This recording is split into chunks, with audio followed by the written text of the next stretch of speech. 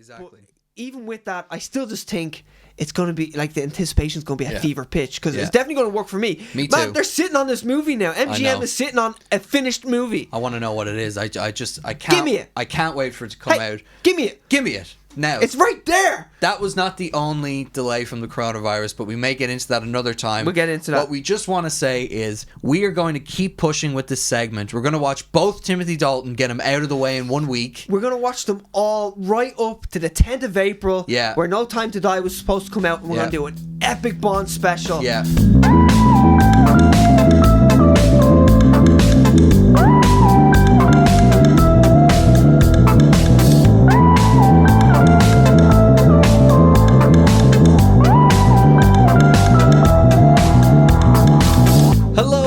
Gentlemen, welcome to episode 39 of Straight to Series. My name is Connor. And I'm in. And we are starting this episode very late, but we are coming in it with fire. But we're starting. We're starting, and that is the key. Everybody, welcome. We're on the clock, to the officially. show. Officially on the clock. On the clock. We've Lashif out with his ball whipping thing. Oh, well, it's a ball scratcher. Ball scratcher. It's a ball scratcher, yes. if you ask Bond. Yes, that's true. And he's going to whip us into shape for a good episode. The crown jewel scratcher. Yes, exactly. They're the Queen's jewels. The Queen's jewels. What do they do for king and country? We're going to get into that. Anyway, we're going to start with box office because we have we always do. As we always do, because we have a chock-a-block show for you guys.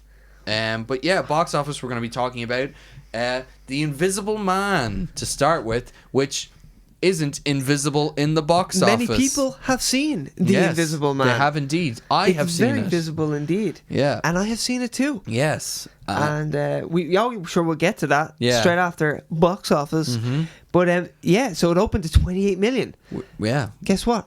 It cost 7 million to make. Bam. Hello. Can you say sequel? I can say sequel. I've heard you say it. Can you say Dark Universe? Oh, I can say Dark Universe. Yeah. Get Tom Cruise Mummy.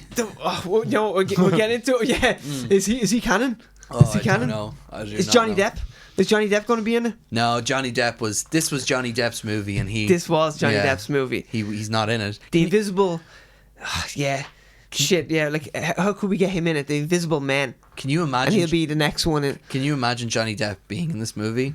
It would ruin it, wouldn't it? It would be Johnny Depp's movie. Yeah, exactly. Not Elizabeth Moss's movie. Not Elizabeth Moss's. Also, it's a bit... Do you think his agent was like, you playing an abusive husband in this is a bit too close to home? If we see an iPhone exactly. on screen... Yeah. Then again, you swap out Elizabeth Moss for Amber Heard, and then you might be on his side now. After all those stories coming out, you're like, oh, give her one for me. Give her one for me, Depp. Oh, wow. It turns out this woman who we heard terrible stories about may have been making a few things up and be just as bad. But I don't know enough of the story to get into it. I don't know. There's a lot of wine involved in both parts, I'd imagine, at this point. There was a lot of drinking going on from both parties. Yeah. I don't know what this has to do with the Invisible Man box office, but hey. We're there. You're getting it anyway. But so far, it's made 55 million, both domestic and worldwide, when you put it together. Yeah, worldwide, 55 million. It has to push past 100 million worldwide. Totally. On a 7 million budget. And again, it's the classic horror film franchise.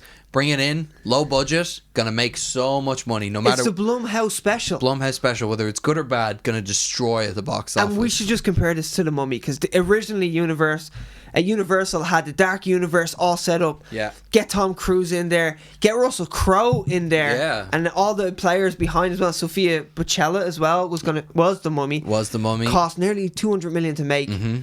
Made like just over 400 million after marketing. Pretty much made nothing. Yeah. People hated the movie. Yeah. There's like one good thing about it, and it's that plane scene. Yeah. That plane scene is awesome. Tom Cruise had too much involvement in writing it. It's a Mission Impossible scene. It is in The Mummy. Yeah, and it must have been like in his contract that they do that. Well, it was his. Like he came up with that whole scene. He devised the whole scene. He was like, "I want this." And not surprising. Like, okay, Mr. Cruise. Okay, Tom. You do whatever you want. Yeah, of course you can. You want to Facebook me? Yeah, you Facebook me. You can Facebook me. Tom, Facebook me, please.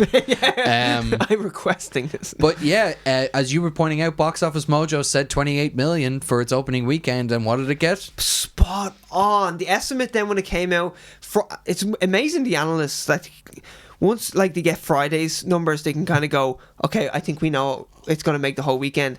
And they said 29 million was the estimate. And then once it gets to Monday, they can actually configure it properly. And it was spot on, 28 million. So I commend Box Office Mojo. That was a serious projection. Is that your dream job? Predicting the box office? No, I could never do that. Oh, but tracking the box office? My dream job is to talk about it, which I'm doing right now. Ah, I see. I'm living my true life. Oh, that was the correct... My best life. That was a correct answer. I was testing you and you passed. Yes. I was testing you to be on the podcast that you mainly run. But here, like, so what I was saying about The Mummy is like, literally, they did the anti-mummy kind of formula. They went, so it made no money or whatever. Universal went, the Dark Universe, forget about that. Then he went to Blumhouse and said, here, we'll give you the rights. Do you want to make like the complete opposite, come in on a tiny budget and make a real kind of isolated movie? And it's knocking it out of the park. And the thing is, it's such a low risk movie, and I actually love that, because then you can kind of do whatever you want. On a $7 million budget, you're gonna make some money. You're gonna have to. You will make money, and you bring in seasoned horror writer director Lee Winnell, who wrote and helped direct the Saw. He kickstarted the first Saw. Kickstarted the Saw franchise. Directed Upgrade. Which I've heard only amazing things about. I love Upgrade. I've watched it. It's really good. I need to watch it. It looks so good. I've watched the trailer and I watched one or two clips, and like the fight scenes just look so interestingly shot. I was like, wow, this looks unique. They are. It's very unique, and this movie is interestingly shot as well. It is. And I must say, actually, right after the success of the opening for this movie, he signed a first look deal with Warner Brothers. Really? So most likely, I have a feeling he's going to become the Dark Universe guy, the Godfather. Oh, that's cool. Know, Zack Snyder was for the DCEU at one point, and maybe he's the Feige of the Dark Universe. You know what? I actually kind of approve of that. That's a cool thing. You know, it's kind of not tested. Like there's one film, and we'll get into the review, but it's going to be positive. Spoiler alert. 91% on Rotten Tomatoes, and we can tell you. So even if we didn't like it, people like it. It's a good movie. Like, the critics aren't wrong on this one, and we tend to agree, even though there's obviously still criticisms. But I think Lee Winnell is an excellent choice for this Dark Universe thing, and I think he's. We'll get into this in the review again, but it's definitely a modern retelling. You know what I mean? Yeah, and it's done well, because sometimes when you give explanations to certain things, it's not enjoyable. And I think he got the right balance. And we're kind of reviewing the movie now. Yeah, we are. We'll get into it later, but he made a modern day explanation, also horrifying at the same time, which is interesting, and I'd like to see that done with the other ones. Maybe not Wolfman, because I really like Wolfman being like werewolf disease. I've always thought being a werewolf is so cool.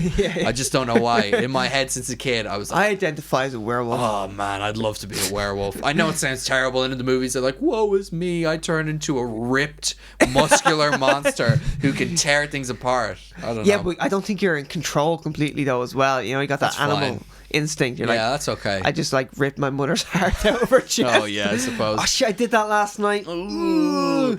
Sorry guys. I was like, if I got to choose between vampire or werewolf. I think I was saying I had to choose between being a werewolf or my mother. Oh, my mother. Obviously werewolf. Werewolf wins. No. It's the cooler scene, man. Yeah, of the two, I don't know which one I'd pick. I do love those old. Can we still talk about your mother? Yes. Yeah. No, werewolf wins in the mother versus werewolf debate. But here's the thing, right? So there's such a low risk with like a $7 million budget. They could kind of get so interesting with like Frankenstein and the Wolfman. If they go for the Mummy again, like it's going to be small, contained, modern. I'm so into just what we'll get, because they can kind of push it a bit. In fairness to the Mummy, and I never thought I'd say this, The Mummy was a well-known action horror franchise that was tried and tested before, so I kind of understood why they approached it from that angle again. Of course, when you look at The Mummy, you're not like, oh, well, we'll give you $7 million, and the director's like, fuck you guys, fuck you. What am I supposed to do with this? Brendan Fraser got more on his fucking paycheck in the first movie. Now at the same time, he'll do it for $7 now. He's Robot Man and Doom Patrol. He's doing okay now.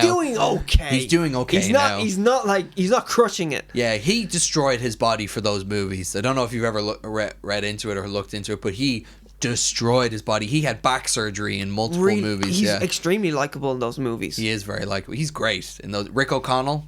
Is that his name? Remember his character name? Yeah. Rachel Weisz was she in? She's two in the of first them? two, and then it was recast after that. They have great chemistry as well. Yeah, it's really good. But Lee's in the third one. He is in the third one. Third one's not great.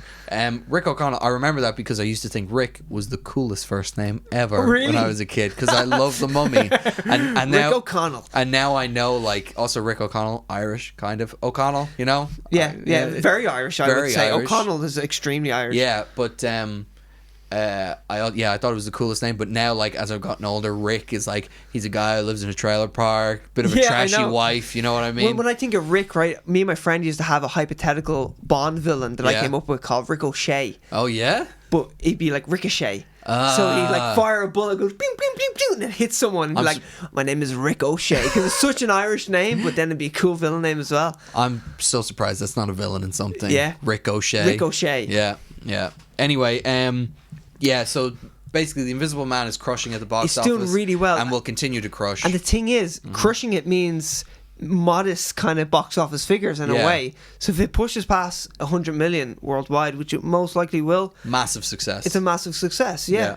And it's like 1,000% profit. I think it kind of threw horror movies for a loop for a bit, being like, oh man, big budget, big rewards, you know what I mean? Yeah, I know. It's a big budget horror movie. It cost around 35 million to make the first one. Yeah, exactly. You know, but that was like a Hollywood horror movie. Totally. Where it was strange because it was just so popular. It was not. Yeah. It wasn't really the horror genre. It was so a horror movie, but it was like that. I don't know. It was open to the masses. It was the Stranger Things horror movie. Yeah, it transcended genre in a way because people were like just normal moviegoers who wouldn't even like a horror movie. It's like, I'll go see it. Yeah, because people know it. It's the Marvel movie of a horror. Yeah. Of the horror genre. You know the way? It's an established thing. It's in the, like, everyone knows what it is. Everyone remembers, like, especially if you grew up in the 80s, Tim Curry hiding in a drain, you know, stealing children and everything. I've never seen the movie and still... The poster scared the shit out of me. I hated that poster just when the I was a kid. Yeah. Oh, just a killer clown in general. Terrifying concept. Horrible. Yeah. I mean, coulrophobia. That's being scared of clowns. That's what that means there. It's called coulrophobia. That just sounds like you're afraid of people that are way too cool. I know, yeah. And I am afraid of people who are way too cool. Whenever I'm surrounded by them, I'm thinking, I shouldn't be here. I shouldn't be here. I shouldn't be here. I'm not cool enough to be around these guys. And they're all looking at me and thinking about me. Do you think that's how Kevin Bacon feels in Hollow Man? Oh no! All the other people around them, they've got that. Yeah. Whatever the phobia you call it. Coulrophobia. Coulrophobia. Not gonna repeat it. Okay. Moving right along. Yeah. Birds of Prey is on 190 million worldwide. It hasn't made 200 million yet. That is bad. Well, maybe if coronavirus fucks off and it gets released in China, it's an R-rated movie. I don't know. Also, I've read things about how, like, female-fronted movies, Hollywood movies, don't do super well over there. Really? Without making a blanket statement. Of course not. But I wouldn't let you do that. Oh, Ian. That's that's thing. Reserved for you. Yes, please. Your occupation. Yeah, continue. But, I've read that, like, that's one of the reasons Star Wars didn't do that well as well, because Rey is kind of the front runner. But anyway, well, then again, Captain Marvel did, so. Oh yeah. Maybe that's not right, but either way, even if it does crush it in China, it's going to make 300 million, still less than Shazam. Shazam, I don't even like the way they talk about Shazam as if it was a massive hit. It actually wasn't. I liked the movie, but it wasn't a massive hit. No, it wasn't the big box office big box office like the big balls Aquaman over there. Aquaman, yeah. Jesus. DC still scratching their heads going, how? I don't understand. Aquaman makes so much money and Shazam doesn't, but Birds of Prey make no. I'm so confused. And that's like the chairman of Warner Brothers. People know, like, Aquaman in Batman v Superman floating underwater. And Justice League make no money. Aquaman make all money. Aquaman movie. But Aquaman in Justice League. People not like it. Give me billion. Give me billion. We established them as the toddler of the industry, didn't we? Yeah. Who was the baby? That was Universal when you're trying to start their dark universe. Funny enough, Universal, they've grown up a little bit. They have grown up a bit. They've matured. They're playing with their dolls. at the moment. Matured, they're maturing a little bit. They gave them an Invisible Man toy, and they're being really respectful with it. Yeah, they got their Ken doll, they got their Barbie doll. Yeah. Ken is the stay-at-home dad. Stay-at-home dad. They're super woke as well now. Yeah, exactly. So, and we'll get into that with Invisible Man. We will, but they're growing up a little bit. They're being respectful. It has to be Shaven Ken. Yeah. My sister had Shaven Ken. Oh my god! And I was like, whoa. They brought out a Disco Ken in the early 2000s or the 90s. All I can see is Michael Keaton now when I think of Disco Ken. Yeah. From Toy Story 3. Well, they brought out Disco Ken, and he was basically, they sent people into nightclubs at the time. You've told this story on the podcast, but go ahead because it's a fantastic story. They sent people into nightclubs at the time to scout out whether what people were wearing at the time, and they saw a lot of men with earrings and bleach blonde hair and medallions and everything with this symbol in it. Yeah. They made Ken a gay man from the early 90s and did not realize it. It's so good. Yeah, and people loved it. The gay community lost their minds over it. They're like, oh my god. We feel so represented. Yeah, we feel and so... what are you guys talking about? Ken's straight, okay? Yeah. Back off. He's fucking the shit out of Barbie. Yeah. Him and Barbie don't have parts, but they're bashing them together. Oh, they're bashing them, yeah. They're scissoring like mad. Don't make Ken gay. But it's one of the best selling Ken dolls of all time because people loved it. I love that story. I forgot that I told it on the podcast as well. Yeah. You throw the shaving element on that? Oh my god, you got a hit. But he's shaving everywhere. Oh yes. To shave all of Ken. But give him a little chest hair that keeps growing back as well, and he has to shave that. He has to keep shaving it. Oh, you. Or he has a friend, Steve, who comes in and shaves for him. Yeah, and they're just mates. They take boat trips and they go fishing together. Got Steve has a big handlebar mustache. Brokeback Ken. Brokeback Ken. Oh my god, that's amazing. It happen. Make it happen. Hasbro? Is it Hasbro? I don't fucking care. Make it happen. Whoever it's involved, make it happen. Okay, last thing about box office. Call of the Wild. The Call of the Wild, right? Yes. I thought it was doing moderately well. Okay. It's doing okay. Mm-hmm. Review-wise, it was on 60% on Rotten Tomatoes. Okay. If you watch the trailer, you're like, what the fuck? Wow, 60? It looks terrible. 60 means it's still certified fresh. That's very strange. It's Harrison Ford stroking a man in a motion capture suit. Sean Gunn, probably. Most likely Sean Gunn. Yeah. Andy Serkis was busy doing Venom too. He only does apes. We've established this. He only does apes. Yeah, exactly. So, or Gollum. So, it looks horrendous. The review, the trailer looks so bad. It's doing moderately okay. Review was. It made 83 million worldwide, and I was like, hey, that's doing okay. Yeah. Harrison Ford's not really a moneymaker. He's a legend. No. He's Han Solo. He's Indiana Jones. He's not a box office draw. I don't even know. That's kind of a myth at this point. Yeah. Like Will Smith's not a box office draw anymore. Tom Cruise is, in a way, if he's doing the right franchise, which means he's kind of not either. Yeah, I think franchises have become the box office draw as opposed to movie stars. Like, do you really think Chris Pratt is making all that money for Jurassic Park? Like, I love Chris Pratt. Yeah. But it's not him. No, it's Jurassic Park. Even though, I love Chris Pratt, love the actor, and he helps. I'm sure, but it's Jurassic Park. It's the franchise. Funny enough, I will go see Jurassic Park movies because my brother loves them. Number one, so I have to see them. But also, Bryce Dallas Howard and Chris Pratt are in it. And I'm like, they'll probably give good performances. I'm sitting there going, I'll probably enjoy them in the movie. Maybe not what's surrounding them, but them. If they clash privates, I would heavily enjoy that. Oh man, when they're doing the will they won't they thing in the first one, and then they're doing the you could lean on that sexual tension. You could, and then the separated thing they do in the second one, but then you're like, they're gonna fucking, they're gonna get it on. And then in the third one, I just hope that they start off just hating each other, so I can just watch them fall. But then they hate fuck. Yeah, and it's fantastic. It's great. Oh, by the way, we went away from Andy Serkis. I was trying to figure out if I could do a Gollum impression earlier this week. I can't really, but I can do the cough. I could do that. That's pretty damn good. That's it. That's the only thing I can do. Anyway, continue. That was all I wanted to do. Sounds like you're getting Facebook. Yeah, by Tom Cruise. Wow. Okay. The Call of the Wild. Call back. That was a callback. Before Call of the Wild. That was a comedic.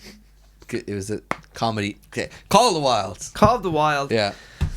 It looked bad. It's doing moderately okay. Mm-hmm. Then I looked up the budget. It cost 135 million to make. What the fuck? Like, who's giving? Yeah. It was 20th Century Fox. Maybe just before Disney got their hands on it.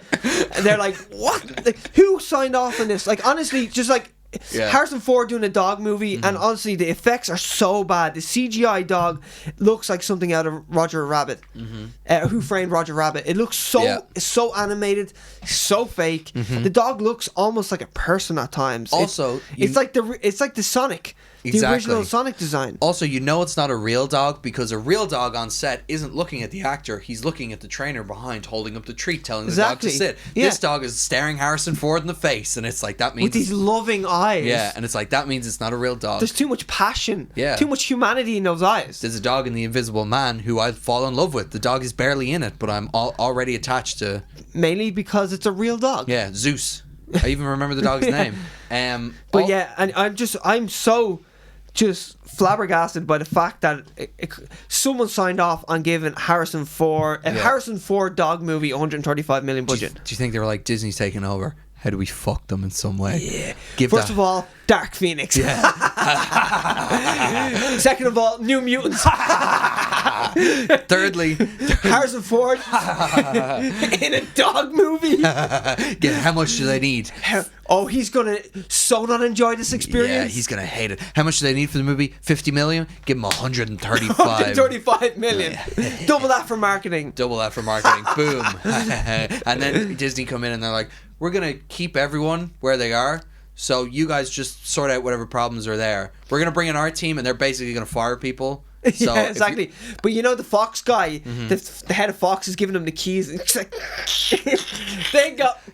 it's like a second-hand car that's absolutely fucked. Yeah, and they're like, there you go. They're like, enjoy. What properties? They're like trying to go over. So like, what properties do you have?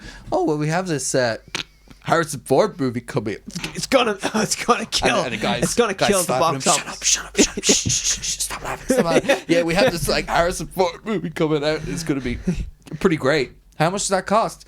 I don't have the exact figures on me right now. It's in production at the moment, It's gonna do well. It's gonna do well. Trust me. It's gonna be a killer. You look over it when I leave. Yeah, when I go, you have a look at the numbers. You watch it. Yeah, you have a look at the numbers. Actually, you'll be happy. Actually, the trailer's out. So when I go, you can check that out. You can check that out as well. Also, I'm just gonna give you the line. It's a phone line. He keeps calling me, but I've sent him on to you now. Yeah. It's the director of New Mutants. He keeps calling me, telling me about this movie that he like. I've given him. You know what? He's not happy. He's not happy. I've given him your number though, because you're gonna be. You call him when I leave. You don't need to call him. He'll call you. He'll definitely call you. He's in touch with me every day. You probably have a missed call already. By the way, just so you're aware, he's not happy. Happy. He's not. Yeah, he's not too happy. We didn't do anything wrong, but we kind of. We may have fucked him a little bit. We didn't treat him great, but it wasn't. You'll find out. You'll find. Reshoots. Yeah. I'll best be off. Yeah, I best be off. I have a coffee waiting. Yeah, I have a coffee waiting. Me and Brian Singer are going out for coffee after this. Exactly, and the guy just goes straight to Apple TV for a new job. Yeah, exactly. Man, that was a really good bit. It lasted so long. We're like farmers milking the shit out of that joke. Milking that joke, man. I wonder how that'll look in the edit. Yeah, hey. Probably not as funny. Clip. Yeah. Anyway, so The Invisible Man and Call of the Wild, that was really all the box office stuff we have. Yeah, that's pretty much. And Birds of Prey is still not doing very well at all. Poor Birds of Prey. Onward is coming out. Yes. Probably going to make a lot of money. It's a Pixar movie. 86% on Rotten Tomatoes. Tom Holland, Chris Pratt. Two people I love. Probably going to make a good bit of money. I heard that it's actually kind of adult animated movie. If you watch the trailer, it doesn't feel like that. I didn't think Inside Out was going to be as touching as it was, and then that touches hard. And then Bing Bong committed suicide. My God, they saved him as well. I'll risk my life. Bing Bong commits suicide. Is an imaginary friend or imaginary creature? Her old imaginary that got me friend. In the feels. Me too. I went to a pre-screening of that in the IFI, and when I walked in with all my friends who were much older, we were sitting in the front row. It was a children's screening, and it was like it was like a matinee. It was like full of kids, and it was done by the Den on RTE, and they did this competition as well where all the kids were answering questions, and it was like it was this whole children's event, and I was sitting in the front kind of like this because we were the oldest people in there who weren't with children. I've got that a few times before. I was just kind of sitting here. You're trying to pretend like this kid's yours, and the kid's like, stop touching me. Looking at the kid next to me, and I'm like, oh man, it was great taking my younger brother to this. And then the mother's standing right next to her going, that's my child, please leave him alone. And I pass her some money and I'll just be quiet. And then I was watching the movie and I felt myself welling up when Bing Bong commits suicide. Man, it's so emotional. So emotional. You're swallowing golf balls. Yeah. You're like, oh my God. This is really bad. What a heavy movie. Yeah. I'd come out perplexed. I'd be like, what was that? Because I feel funny. Yeah, I feel like I matured during that movie. If I was a kid, I feel like I wouldn't understand a lot of it. Yeah. I would just be sad. I'd be very sad. It's like when Up starts and it's like, why is this movie breaking my heart at the very beginning? I'm just going to absolutely destroy your heart. How could Pixar do this to me in like the first 5 minutes of a movie? With no dialogue. No, well, you get their It's a montage. You get their first meeting, the building of the friendship, and then it's just a montage after that, and you're like, oh my God, I understand everything that happened. Just the floodgates. You're like, don't cry. I'm at a kid's movie. Don't cry. Those kids are not crying. Yeah. I can't be the one to cry. Yeah. So I'm sitting here looking at onward trailers thinking a movie that's a fantasy realm in the real world where he can only create half his dad and his dad's a pair of legs for most of the movie. How's that going to break my heart? Oh, you wait and see. Yeah. You wait and see. I am. Pixar's like, that's how we want you to think. That's how we want you to think this is... Come on in. It's a safe place. Oh, I'm sorry. You think this is a stupid idea? Please, come in. Come in, yeah. Come in. Sit down. Have a look. See what you think. Good luck to you. See what you think. Come out Good luck bawling. to you. Just hand you some Kleenex. Good luck to you. Yeah, I don't tend to masturbate during this movie. Because that's the only surely that's cleanest. I don't care to masturbate in these movies, but if you give me a Kleenex, I'll do what I must. I'll knock one out if I have to. Listen, if that's what I'm supposed to do in this, that pair of legs, man. Anyway, here, moving on. God damn it, he's got a set of gams on him. All right, we're gonna move to reviews, which we were like, we'll spend the most. I'm a man about calves. Yeah. The Invisible. Will we get to the Invisible Man review? Yes, because we basically did it already. Also, subscribe, and check out all our Instagram stuff. Fair play for remembering that. Thank you. Check us out on Instagram, Twitter. We're on every platform, really. You got SoundCloud, you got Spotify, Apple Podcasts. Yeah. Check us out on YouTube. If you're listening to this, it's even more enjoyable on YouTube because we'll throw in some clips and we'll just have references to what we're talking about. But hey, if you're just listening, thank you. Here's a fat Vin Diesel. Now we'll move on. If we're mentioning Vin Diesel and it's out of context, use that picture. Fat Vin Diesel, because that's the true Vin Diesel. It is the true Vin Diesel. When everyone leaves the room, he takes off the stencil. Yeah. And he comes out. And he knocks open a Corona. The only one who gets to see him like that is probably Michelle Rodriguez, and that's just because she's walked in on him too many times looking like that. He's like, and he has to suck it back in. Michelle, you're here. Get it. Yeah. Anyway, the Invisible Man review. We were kind of doing it earlier. But this is the Invisible Man versus Hollow Man. Hollow Man. Yes, ladies and gentlemen, we remember it. Yes. So what we said last week was I was going to watch Hollow Man, you were going to watch the Invisible Man. In fact, we've watched both. We watched both because I got too excited hearing about the Invisible Man. And I was reading about it and I had the visions of like the memories of it and I was going, he surely doesn't creep. Surely Kevin Bacon isn't just a creep. Oh, yeah. Sexually harassing women for 2 hours. Yeah. I was wrong. Yeah. It is exactly what I remembered. And it's almost 2 hours. We tried desperately to get a hold of the director's cut of Hollow Man. There is a director's cut that exists. Like what? Like as if we needed a director's cut. It appears to be impossible to find. It's like gold. It's so rare. It's so hard to find. We couldn't find it. Yeah. There's 7 extra minutes. So we would like to think that the scene where he's sexually assaulting, I think it's Kim Dickens, where his hand, the invisible hand, cups the breast. Yeah. We'd like to think that goes on for 7 minutes longer. Yeah. There's invisible penetration. Andy Serkis has a motion capture suit on and he's just going to town. He's going to town at it. He was busy playing Gollum at the time, but fuck it, he came in to just go to town invisibly on someone. Exactly. You know? Sean Gunn's like, how did I miss out on that one? Yeah, damn it. Oh, come on. The one gig I turned down. Do you need a dog to sleep with her? Because then I could do Circus.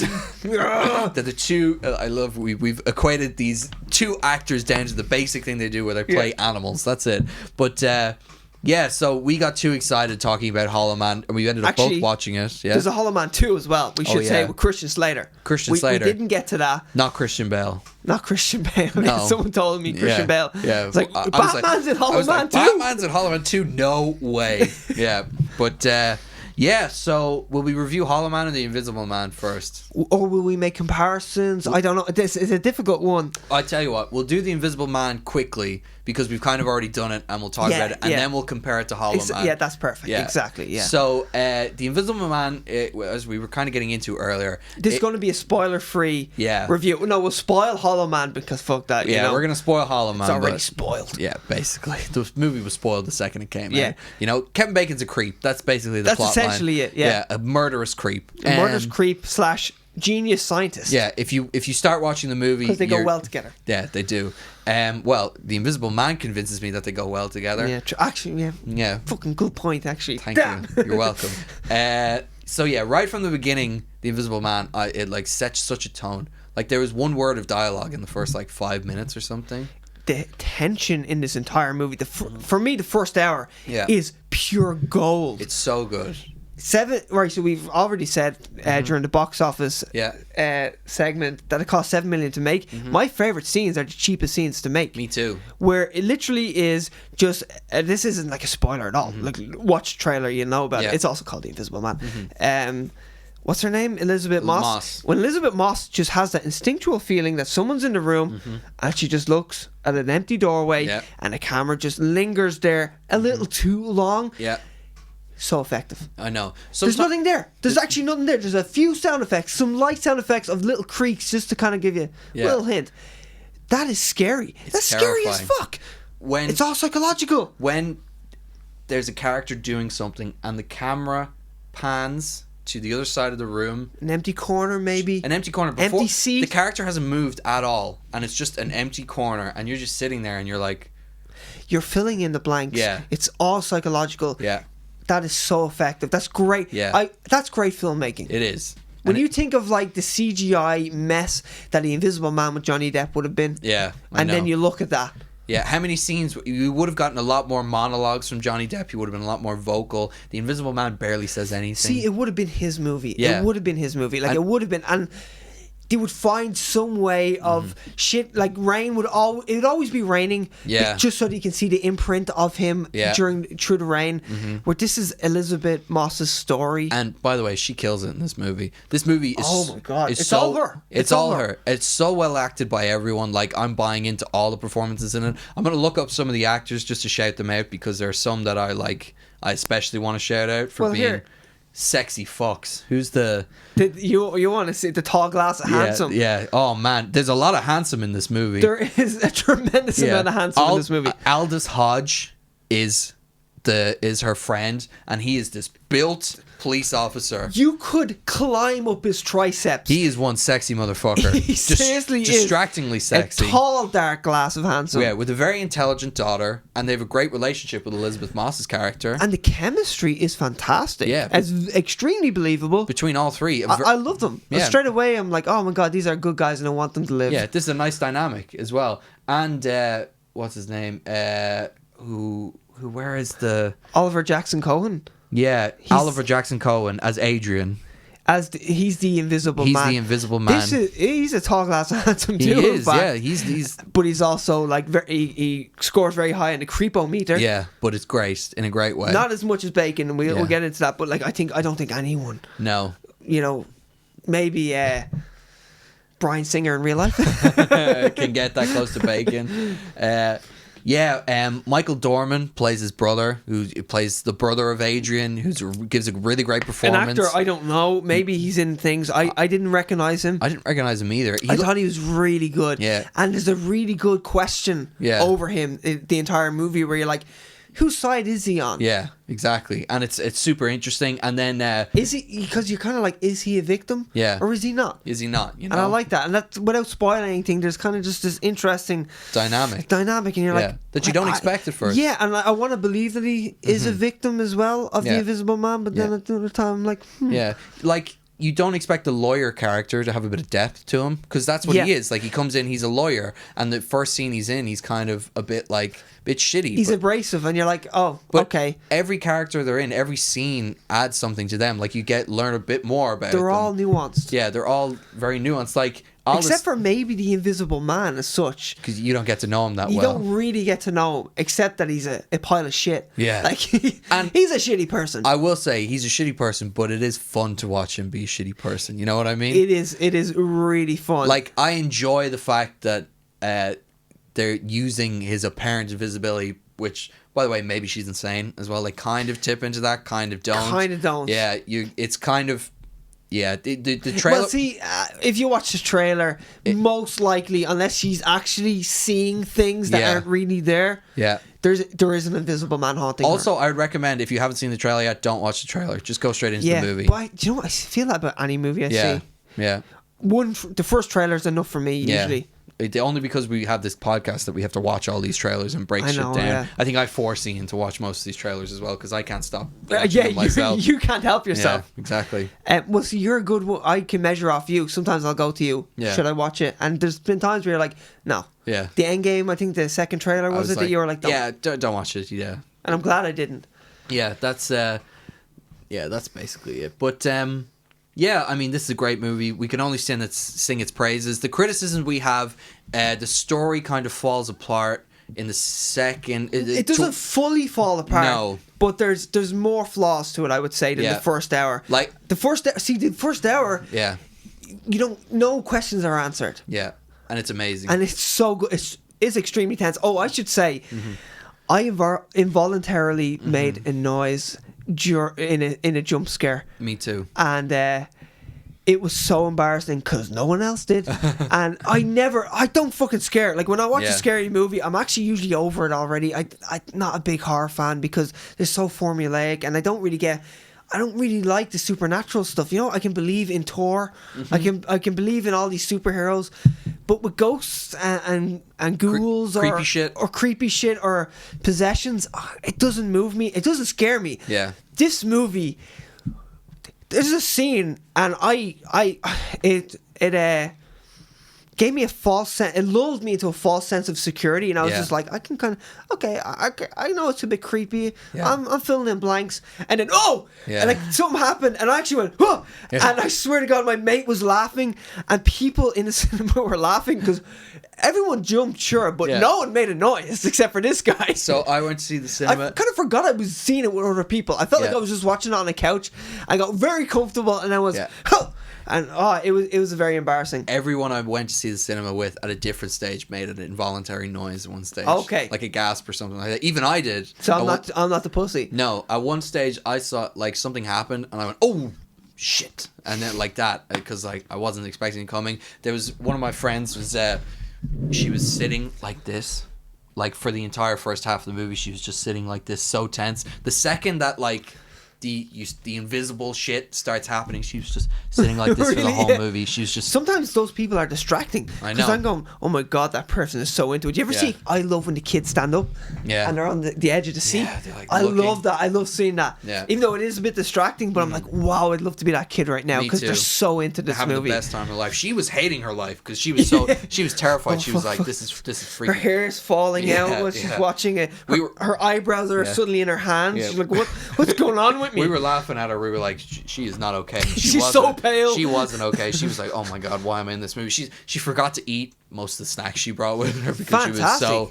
so like nervous the entire time. Can you imagine a director viewing someone like that? Be like, oh my God, I did my job. It's got to be so satisfying. I did my job. Especially with horror films. You get a great reaction to horror films, you know? See, Elizabeth Moss, Jesus Christ, she just...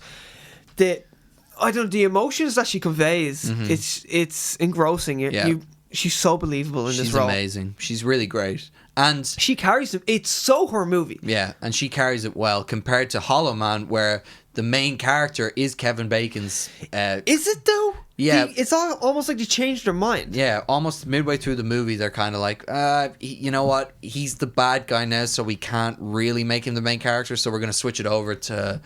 Elizabeth Shue and handsome young Josh Brolin. Yes. Beautiful boy. So it starts with Sebastian, Kevin Bacon, and you're like, okay, it's fully his movie. Yeah. He's the one on the computer, and he's trying to... First scene, by the way, he creeps on a woman and solves the invisibility serum problem. And those two things will come back together later. First movie. Yeah. First scene. First scene. Yeah. He cracks the invisibility. Come on. Yeah, I know. Come on, guys. Yeah, it's a bit much. It's like Tony Stark solving time travel way too quickly. Yeah, at the start of Endgame. But even in that movie, it's like, well, you know. And they fast forward things in that movie. Yeah, it's a bit.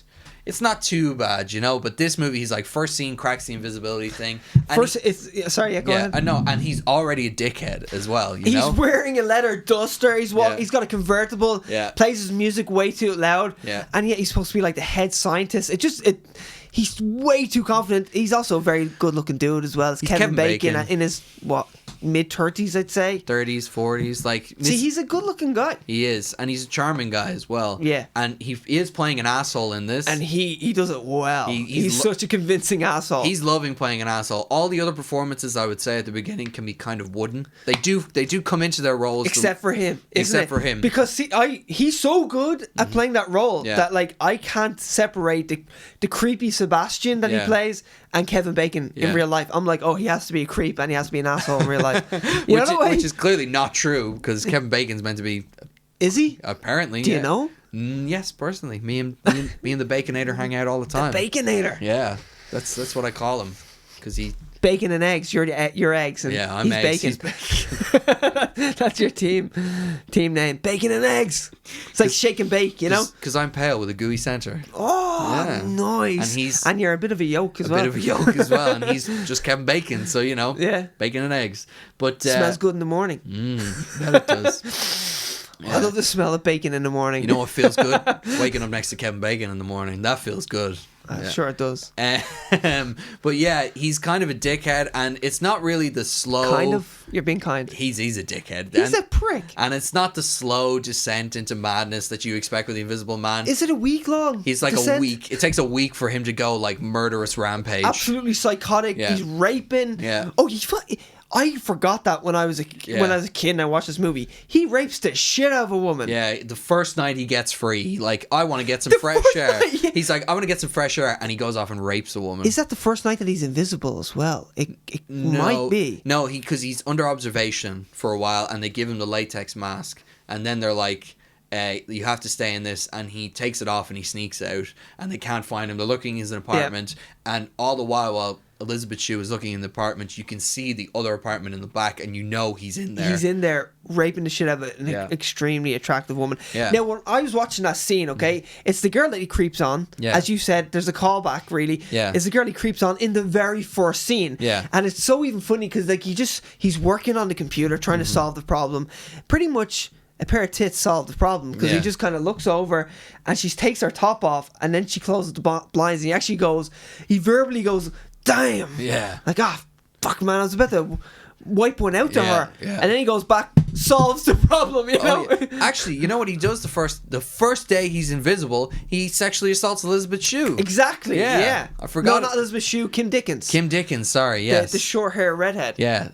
No, is it? Yeah, that's Kim Dickens, yeah. Oh, but doesn't 100%. Oh, okay, but doesn't he also, like, come up behind Elizabeth Shue and, like, starts feeling her up and kissing her? He's like... But that's afterwards. That's definitely afterwards. Yeah. I think that's when she already knows that, oh shit, he got out and he's done some unsavory things. Can you tell what this is? And I was like, is he going to put his cock in her mouth or something like that? But then he kisses her. And you can tell what this is. This is something touching her cheek. Yeah. Like, is that your erect penis right there? No, it's my finger, I swear. Well, it smells like a dick. I was going to say, I know what it smells like. Yeah. And you're clearly circumcised. Yeah, and then he starts like pushing up her skirt and everything. It's like, whoa, he's super creepy. But what I was going to say in the rape scene, he just sneaks into this very attractive woman's apartment that he can see from across the way in his building. Yeah. So he sneaks into her apartment, and I just thought he was going to creep on her. He was just going to stand in the corner. The voyeur. Maybe masturbate or something like that. Out, you know? Maybe rub one out. Yeah. And no, he just goes full on rapist. Full rapist. Yeah. I when I was watching the movie, I didn't know he had that in him. Yeah. You know that way? Like I was like, okay, he felt one woman up while she was asleep. Yeah. Not condoning it, but I'm like, okay, he crossed a line, but Jesus Christ, he crossed many lines. Yeah. He goes into your one's room, sees her topless for a second, and he pounces. He pounces. Like, whoa! Also, never seen again. That woman is never seen again, never mentioned again. Did he kill her? We don't know. We don't know what happens. But, like, basically everything just starts going downhill from there. You think Elizabeth Moss had it bad? Yeah, I know. But it's just, like, the movie relies... Again, this is the beauty of this Invisible Man. You don't really... The actor playing the Invisible Man, it's Elizabeth Moss's movie. It makes you know it's Kevin Bacon. Like, when you see his outline, it's Kevin Bacon's outline. The problem is he's the most famous person in the movie, so they kind of have to at the same. At the time, it's now Josh Brolin. Yeah, Josh Brolin would be, but he would be still the second most famous person there. Yeah, and he's a bit of a Hollywood legend now. But at the time, you're like, it's his movie because he's Kevin Bacon. That's the problem. That's why Johnny Depp is the Invisible Man. Just wouldn't work because it would be the Johnny Depp movie. Even though, again, there would have been great, like, invisible box office returns for Johnny Depp. It was a failure and everything, but you know what I mean.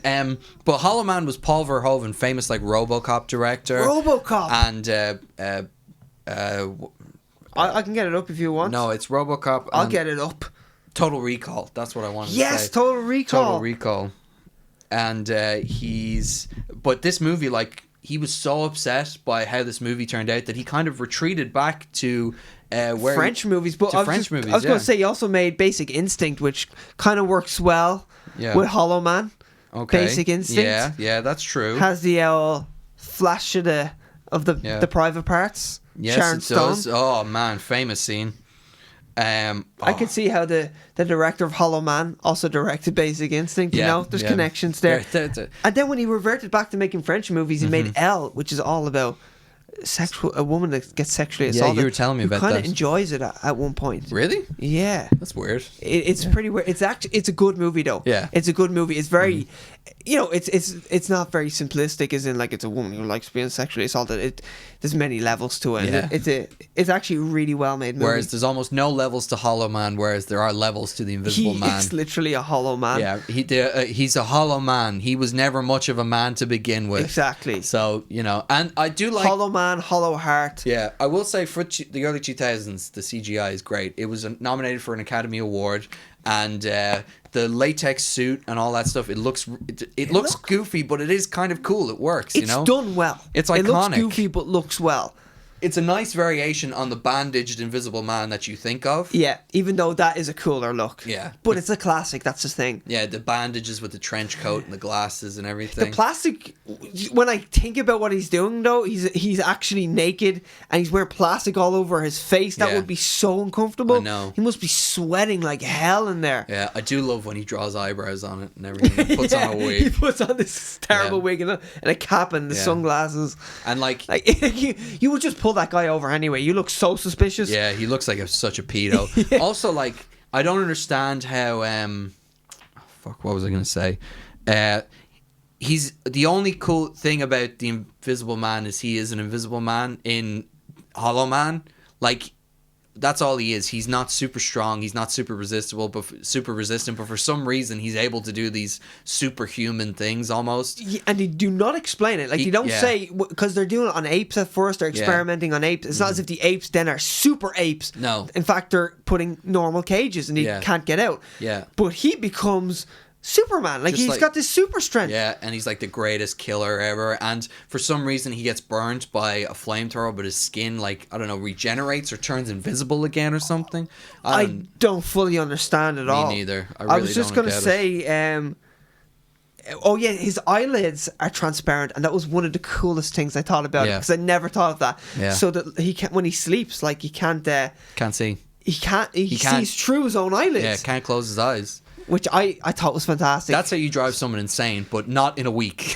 Yeah, and also they don't actually lean into that. Yeah. They don't really... He literally is just a guy who goes power crazy. Yeah. And wants to just perv. And they don't want to let him out of the lab. And he's like, I got to rape, man. Yeah, set me free. I need to get out there and rape people as an Invisible Man. Even before he was Hollow Man... I got ambitions. Yeah, even before he was Hollow Man, he referred to himself as God. He did. Yeah. He sure did. He's an egomaniac who loves to be seen, who becomes invisible. That's basically what happens. And irony. Yeah, irony for you. Poignant irony right there. And it does give me good reviews. And it does a Die Hard as well, where when they pull back, like at the end, it's the people leaving in the ambulance and everything. It's like, oh wow, so the credits are rolling over this. It's such a 90s movie. Yeah, it comes out in the noughties. It comes out in 2000. But on the dot. It was actually made probably in 1999 then. Yeah. And it's such a 90s movie. Such a 90s, good effects though. 90s 80s movie. Like it's a fun watch, I have to say. It's that type of movie though that surely you step away from. All right, if you made that movie, you step away from it for a year, and then you come back to it and go, oh, it's kind of just about a creepy guy who's invisible. Yeah, I did. Who just really wants to sexually assault women. Yeah, and I like, despite enjoying the film, I know it's not good. Like, The Invisible Man is a good movie. I'd say it's a very good movie. Yeah, it's a very good movie. And just if you compare the two as well, then you really see how you get the whole invisibility thing wrong. Yeah, they really do.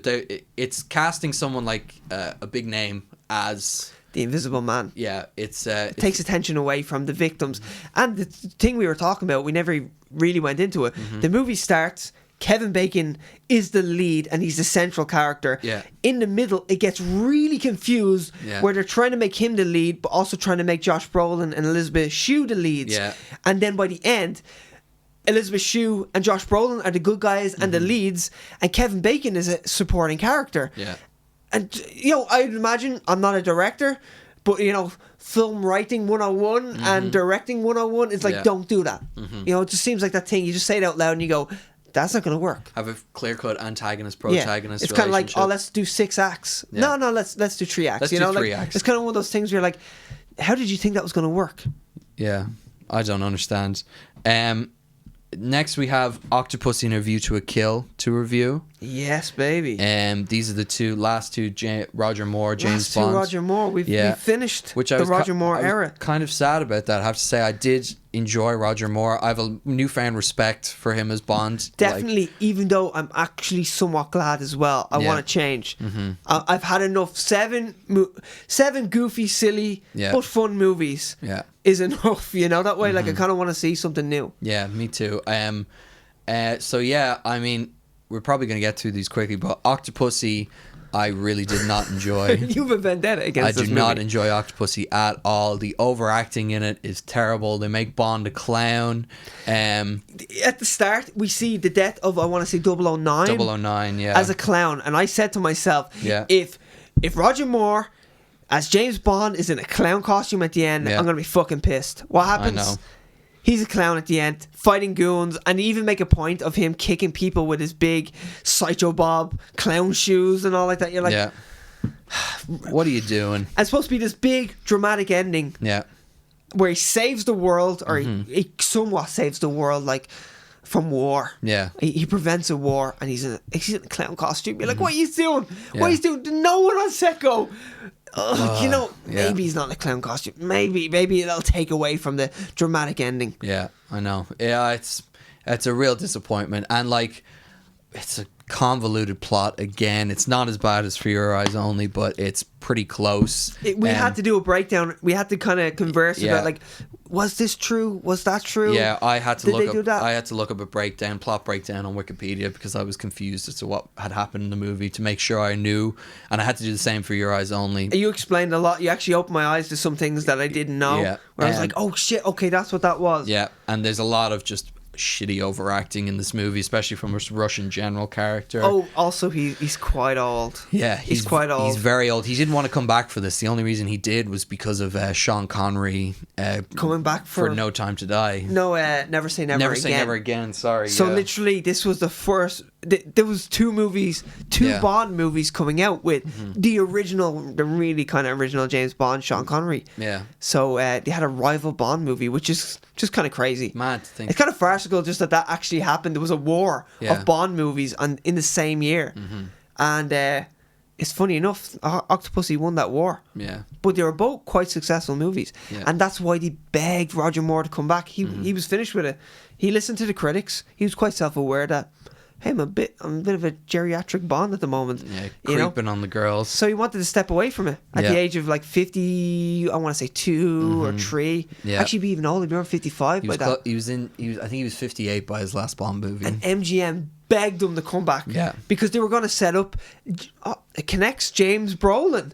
Josh Brolin's father. Yeah, he was almost Bond. Yeah. We almost had an American Bond. And there were screen tests for him that you can still view, and he still has like an American accent in them. And he essentially had the role. And then when he heard about Sean Connery coming back for Never Say Never Again in a rival Bond movie, they were like, we can't do this. Yeah. Like, think about one of the worst box office wise movies was the George Lazenby Bond movie, where people rejected it because they're like, what, who the hell is this guy? Yeah, I know. And then all of a sudden they're going to throw an American in there who kind of can't do an English accent, doesn't seem to be willing to do an English accent, and he's up against Sean Connery as Bond again, the OG Bond. Like, this only just beat it at the box office with Roger Moore back, so you know, it's an interesting one, but it's funny that he was done with it. Yeah, and then he makes another one again after Octopussy as well, isn't it? Yeah, listen, it's got to be tough to walk away from Bond. That seems to be the common thread through all these people. You know, they probably offered him a boatload of money as well. Yeah, I can imagine. Do you know what though? I will say he pulls it off. Like, even A View to a Kill, he's 57, 58. Yeah. He's still Bond in my eyes. He's old as fuck. Yeah, he is. He looks like he's got a ton of Werther's Original in his pocket, you know, that way. Absolutely. He's like a granddad Bond, but at the same time, like, he does pull it off. Moneypenny becomes a granny. She's Granny Penny in this. Granny Penny, buddy. And in Octopussy, they have a young version of her there, and you almost think, is this going to be the new Moneypenny going forward? As if, like, they were setting her up to be the next one when Maud... What's her name? The actress? Lois Maxwell. Lois Maxwell. I don't know why I thought it was Maud. Lois Maxwell. She looks like a Maud. She does, yeah. When Lois Maxwell retires, but she's not seen in A View to a Kill, and she's back again. So I'm interested to see if Moneypenny's still going to be in it. That's her last movie, A View to a Kill. Oh, okay. Yeah. So that was the end of her. And she's 58 as well, same age as Roger Moore. Well, they are. They look appropriate together. They somewhat do, except he's still he's a good looking 58-year-old. He's a very good looking. Like, think about 58. Yeah, he Tom looks Cruise great. is 57 though. Do you know that? I know. Compared to two, but like, look, Tom Cruise has got that Scientology blood in him or something like that. I don't know what he's got. Modern day actors cannot compare. For Roger Moore to look that good at 58 in the 80s is a testament to his good genes. Where Tom Cruise is probably eating like stem cells for breakfast. Yeah, you know the exactly. way he's baby fetuses he's eating for lunch. The man is a physical specimen at the age of 57. Like, it's insane. Brad Pitt's nearly 60. Like, come on. Fuck off. Yeah. What the hell? How? Being that handsome has to be illegal. Sadly. How can I compete? Not just handsome, but charming. How can anyone compete? Ugh. Anyway, we should get off this topic before we go crazy. Octopussy it was my least favorite Bond. Of all the Bond themes we've had so far, I could sing you a line from all of them. I do not remember the theme from Octopussy. There's no theme. No, it's not. In my eyes, there's no theme. There's a song. It's not particularly scored well, despite John Barry being back. I know. It was like he was asleep. He was like, he was probably busy trying to sort out his tax situation, so he wasn't really concentrating on the movie. And the one thing I do like is that because they're in Germany for it, all the Germans are dickheads to James Bond, and I feel like that was clearly like a writer's decision or something. That's in A View to a Kill, is it? Or is no, that's in Octopussy. You know, because he's trying to get a car, and like the kids stop, and then they drive away, and then he's trying to get in the phone booth, and the woman's not letting him in, and everything. Oh yeah. It's great when you like they kind of have prank him pretty much, where they stop, and he's like trying to save the world. Yeah, and they're like. They drive away. Psych. And then there's just been punked. And then there's the stereotypical Germans who are giving him sausages and beer and everything. It's so stereotypical. But there's also like too many henchmen in Octopussy. There's like the robo arm one. And you know what? Through the whole thing, you're trying to figure out which one is the one. Yeah. Which one do you want me to fixate on? Yeah. Which is the main henchman? But there isn't one really. There's that quiet Indian guy that. You know what? Jaws has a personality without saying a word. Yeah, and he's not really that interesting. No, like he's not. If he was given the spinning... He tastes like water, you know what I mean? If he was given the spinning death blade, maybe that would have been a nice touch to him. But Scary Yo-Yo Man. Scary Yo-Yo Man, yeah. When I was a kid, that left an impression on me. It's like, that's a scary weapon. Also, this movie features Roger Moore's worst kiss of all.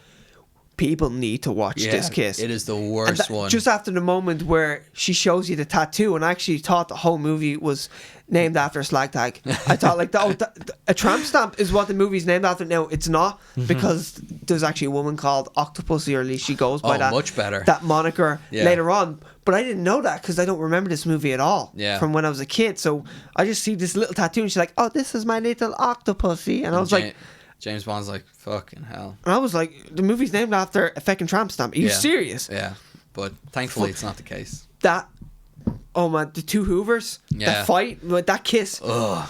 It's so cringeworthy. I don't know what's going on there. And then she even opens her eyes as if to say, what the fuck just happened? Yeah, right. At the end, she just has this surprised look like, oh my God, did we just film that? It's really bad. I will say one positive for Octopussy is his contact. It ends. It ends, yes, that's true. His contact in India is a cool character that I was happy to see more of, you know? Yeah, it's kind of like correspondent, Indian correspondent. Most avid tennis player. Yeah, most of them are interchangeable, but this guy kind of had a cool personality, and he kind of jumps off the screen. Yeah, he was played well. Unfortunately, he's killed, because obviously... It's also the first movie where we get to see Q in the field. Yeah, Q goes out in the field, pretends to fish. And gets the Indian guy killed. Conveniently not there when everyone shows up to kill him. Gets the Indian guy killed. Yeah. Back to the lab you go, Q. Bond hides in a crocodile. Yeah. I love that crocodile. Me too. You know, when the crocodile was going across the screen, I forgot that I remember that scene as a kid. Yeah. I forgot about that scene. And I was going... Jesus, lads, that crocodile looks so fake. Come on, put some effort in. And then it opens up and it's just Bond. I was like, brilliant. I understand. Love it. But I was looking at that and I was like, there's no way he's drying there. When that mouth opens, all the water spills in. He's just, spitting it back out. But and then there's he's just stupid. He dresses up as a gorilla and hides in it. He's Tarzan swings. He's a clown. He's a knife throwing. There's so many costume changes. It's just a joke. He dresses up as a twin. A twin. Yeah. He takes the outfit of a twin. Like, and obviously, guess what? He gets noticed. Yeah. Guess what? He gets identified. The other twin notices. Oh, there is a cool moment though when the twin says like his brother's name. Like Sergey, and Bond stands up and he's like, Oh shit. Yeah, but Bond obviously play cool. Yes. Yeah. Just turns around. There's a knife guy. Just Daniel Day-Lewis method all the way. I'm an old man, you see. I am your brother. I I abandoned my child.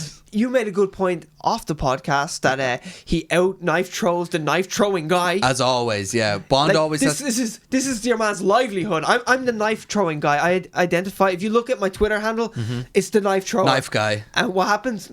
He out knife throws the knife throwing guy. Yeah. Because Bond is Bond. Bond is always like, he always has to beat them at their own game. That's the thing. He cooks up a mean quiche as well. He cooks up a mean quiche in A View to a Kill. Apparently, he's a great cook. She's like, I've got no food in my refrigerator. That's and he's okay. Like, I've made a quiche. Yeah. Like, whatever the villain's cool thing is, like, if he's a gambler, Bond will out-gamble him. If he's a knife thrower, he'll out-gamble him. If he's a marksman, he'll out-shoot them. If he's a gymnast, he out-gymnasts him. Yeah, exactly. He's just one step better than everyone else. But yeah, he's just that guy, isn't he? Yeah, I really didn't like Octopussy. It's just not one of my favorite Bond movies, but I don't think it's the worst one. And a movie that I did enjoy though was A View to a Kill. Can we talk about the theme tune? Duran Duran. Oh my God. Nails it. Apparently the bassist got drunk one night, ran into John Barry and said, why do you not John Barry. I think it was like one of the producers or some shit like that. One of the producers, and he was like, why do you let terrible people write the music to your movie? And they were like, why don't you get someone cool like us in?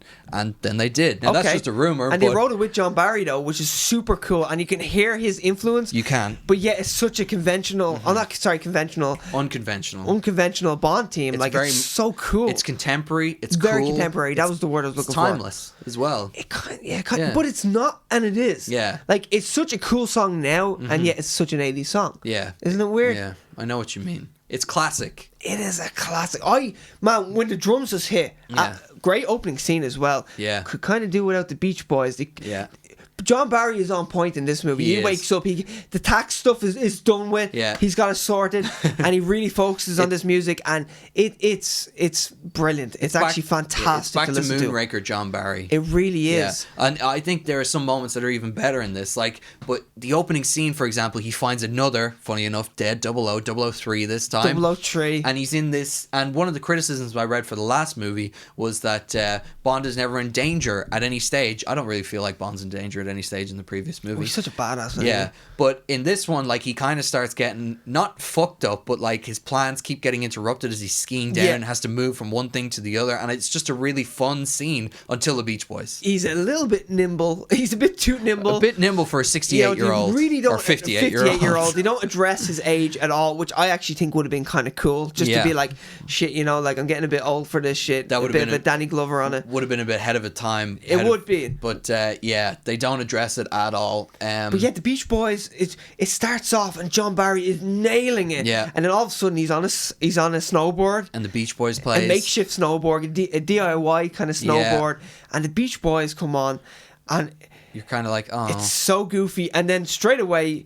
it just played for 30 seconds to a minute, and then it's back to John Barry's epic dramatic scoring. What he's doing, just don't interrupt his fantastic score. Yeah, just leave it. This is I like the Beach Boys, but what he's doing? This is the best score we've had in the last 2 movies. Come on.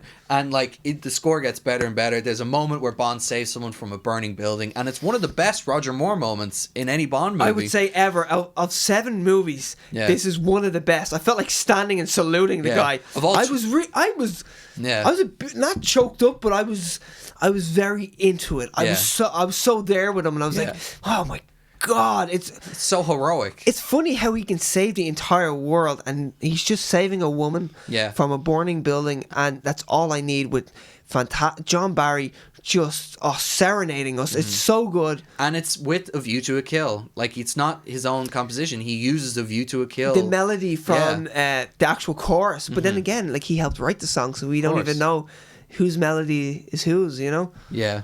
Yeah, it's a beautiful scene. We obviously have to talk about Grace Jones. How could we not talk about Grace Jones? How could we not talk about the leotard she wears? Grace Jones looks like someone who would fuck me up, and yet I would so want her to. She's both asexual and incredibly sexual at the same time. She's so feminine and very masculine at the same time. She's an anomaly. I've always known Grace Jones, I've always heard she was this icon, she was a singer and she was a fashion icon and everything, but you really kind of feel how iconic she is. She plays Mayday in this movie. Mayday, put it this way, Christopher Walken is the main bad guy, and I actually think she outshines him, and she's not really an actress in a way. No. She has acted in many things, but she's more known as a recording artist. Yeah, you know what I mean? As a cultural icon. Yeah. Christopher Walken is Academy Award winner. Yeah, he's fucking Chris Walken, and he's great in this role. I really enjoy him. He's so psychopathic, and he knows himself. He laughs. When he's about to slip off, and he starts laughing. I'm like, that's such a memorable. It's not even like a crazed laugh. He's just laughing like, oh man, I'm about to die, and it's just. I really enjoyed. Now, it was announced that David Bowie was going to play this role, which is crazy. He accepted the role, and he had to drop out. By the way. Considering that we find out that his character Zoran is a experiment, do you think David Bowie's 2-colored eyes and everything and his look lends more to him being this genetic experiment? It really would. Even just his flamboyancy would really work for the role. Now we got Christopher Walken, but Sting was their next choice. But to go back as well with Grace Jones and David Bowie cast, they're kind of ambiguous people as well. You know what I mean? Yeah. They would be great. What a power couple. Yeah, they would be a power couple. They'd be the new Victoria and David Beckham. They would have been a cool pair. But start a fashion line. But I know Roger Moore doesn't like A View to a Kill, and there were criticisms in this movie for violence, for how psychopathic Zoran is, and a particular scene where he guns down a load of innocent mine workers. And it is a bit shocking for a Bond film, even though I'm not against the scene. I quite enjoy it because it's harsh. Yeah, it's hard. We've never seen it before in a Bond movie. Bond also shoots 1 or 2 people right in the head. Yeah, he gets. And you see blood, and I'm like, oh. Okay, because I always think Bond's like Star Wars. You know, the judo chop is almost like the lightsaber stab. Yeah, exactly. It doesn't like they're dead, but well, I know the judo chop is not they're dead, but they're sleeping for like a day. Yeah. Well, when you think about the lightsaber chop, though, that weapon is designed to decapitate and like maim people as well, which is so weird. Yeah. But there's not a drop of blood, and I know they say cauterizes the wound or whatever, but at the same time, you're like, it's PG. You want to make money. That's why. But the judo chop is like the most passive way. Yeah.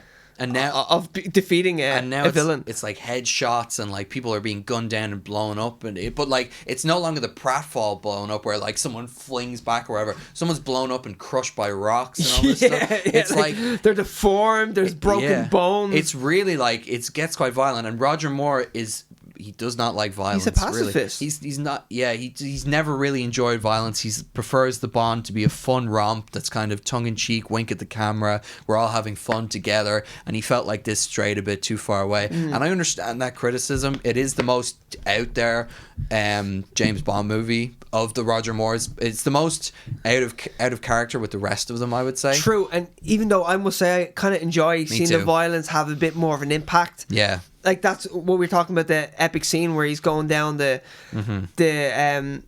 ladder, saving the woman from the burning building. I'm like, wow, like without the harshness of that entire movie, that whole setup, that wouldn't be as impactful as it is. You know? Agree. It's kind of a smaller story. Like it's a big plan. You know, it's always a big plan. It's a huge plan. Another crazy billionaire. Not as big as going up to space or living underwater, but pretty fucking to create a massive earthquake and microchips with 4 microchips to create a shift in the Earth's plates that would cause Silicon Valley to sink and be flooded in, which would also cause unparalleled problems for the rest of the world. But let's just ignore that fact. Like, it's such a big plot, but it feels a bit smaller. It's a bit more contained.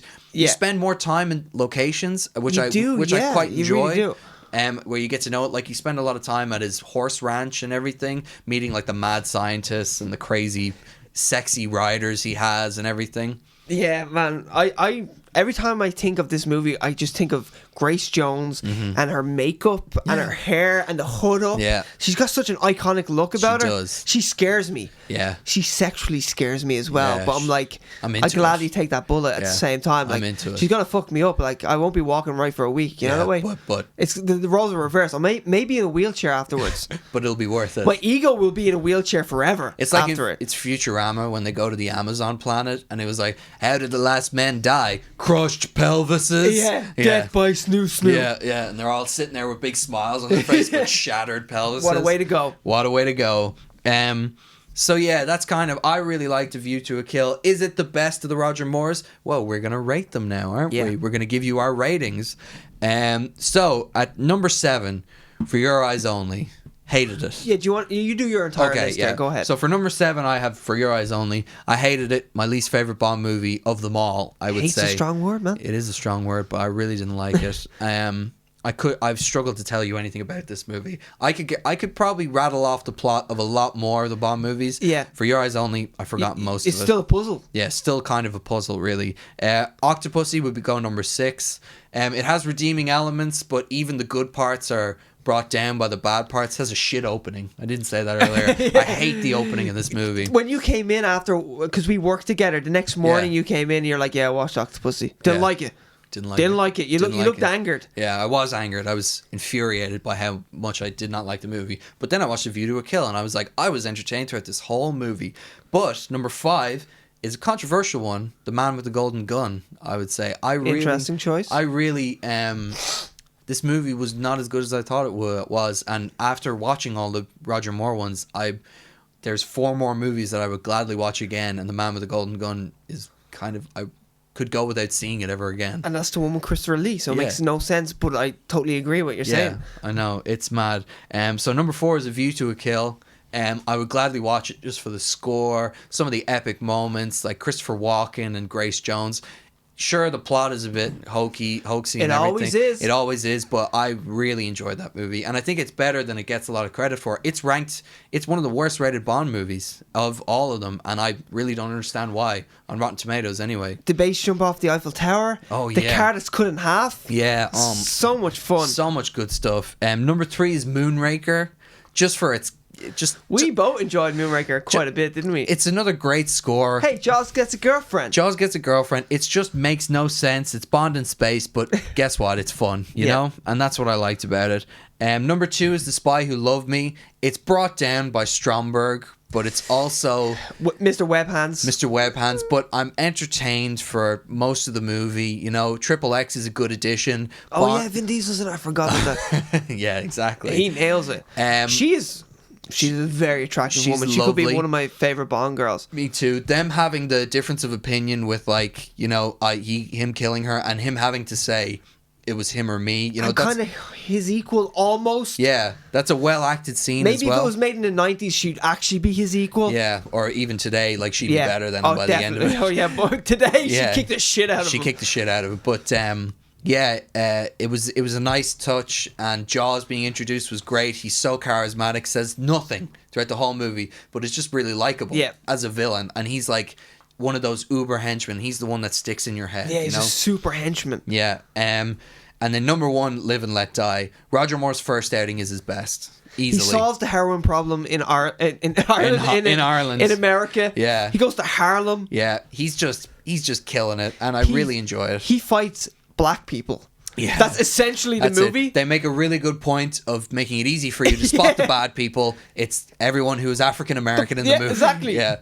Everyone who isn't Roger Moore and is African American. That's actually a serious observation. Yeah. If you watch it, you're like, oh, the black people are the bad guys. Yeah, that's basically. And they're all in on it. They're all in it. Everyone in Harlem is against Bond. There's a parade at one stage, and they just murder the only white guy there. Of course. And the whole parade is clearly in on this charade. In New Orleans, isn't it? Oh my god. It's mad. Anyway, so that's my ranking. Ian, do you want to go through yours?